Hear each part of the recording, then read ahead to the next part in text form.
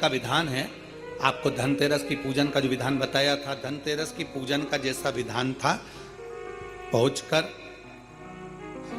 पाटे को बिछाकर चौक पूर कर जिस थाली में आपने स्वस्तिक बनाकर जो सिक्का रखा है, उसी में एक सिक्का और रखकर उसकी पूजन अर्चना करना है। वैसी की वैसी ही जैसा पहले कल कहा गया, रोली चावल हल्दी मोली मेहंदी सिंदूर आदि सब चढ़ाते हुए, और साथ में 2 दीप लगेंगे।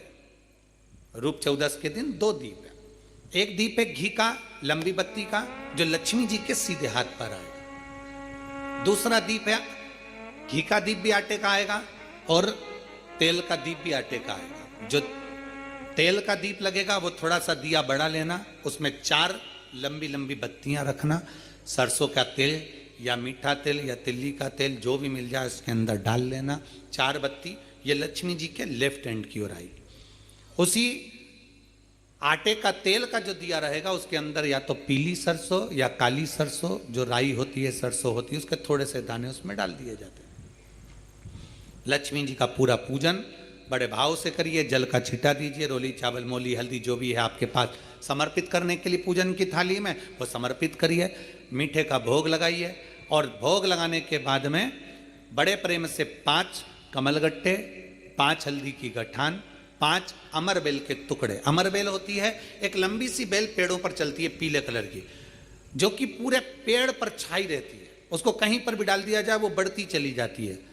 वो हमारे वंश की वृद्धि के, लक्ष्मी की वृद्धि के लिए श्रेष्ठतम मानी जाती है। 5 टुकड़े अमर बेल के, 5 हल्दी की गठान, 5 कमलगट्टे दोनों हाथ में लेकर मां लक्ष्मी से प्रार्थना करते हुए उन सिक्कों पर समर्पित कर दीजिए। सिक्कों पर समर्पित कर कर जो घी का दिया लगाया है तुमने लक्ष्मी जी के सीधे हाथ पर, उसको उठाकर माता की आरती कर लीजिए। जो तेल का दिया है, घी का दिया वापिस रखकर आरती के बाद में जो तेल का दिया है 4 बत्ती वाला जो तुम जला कर रखी हो, उसको पूरे घर में घुमाकर रूप चतुर्दशी के दिन, रूप चौदस के दिन, नरक चौदस के दिन पूरे घर में घुमाकर, सारे घर के दरवाजे खोलकर बड़े प्रेम से घुमाकर मुख्य द्वार के बीच में, जो घर से बाहर निकलने वाला द्वार है, उसके ठीक बीचों बीच वो दिया 4 बत्ती का रख देना चाहिए। कुछ देर के लिए दरवाजे खुले रखना चाहिए। पूरे घर में माता लक्ष्मी का स्मरण करते हुए श्री शिवाय नमस्तुभ्यम बोलते हुए दिया रखकर जब वापिस आए, माता लक्ष्मी को झोली पसार कर प्रणाम कर कर कहें, माँ हमारे घर में निवास करो, आपका भंडार सदा भरा रहे, खाली ना हो। हे माँ, जैसे हम दामोदर मास की कथा का रसपान कर रहे हैं, कार्तिक मास की कथा को श्रवण कर रहे हैं, जैसे हमने कार्तिक के महत्व को जाना है और उस महत्व को जाना कि लक्ष्मी भगवान शिव की आज्ञा से जाती हैं, नारायण की आज्ञा से जाती हैं, उसी तरह आप हमारे घर में शिव और नारायण की आज्ञा से विराजमान होइए। माँ को प्रणाम करिए बड़े भाव के साथ। ऐसी ही ये रूप चतुर्दशी की पूजन का विधान है। ये रूप चतुर्दशी की पूजन का विधान, जो थाली अपने धनतेरस के दिन रखी है उस थाली को आप रात्रि को हटा सकते हो, दूसरे दिन फिर वही थाली रखा जाती है।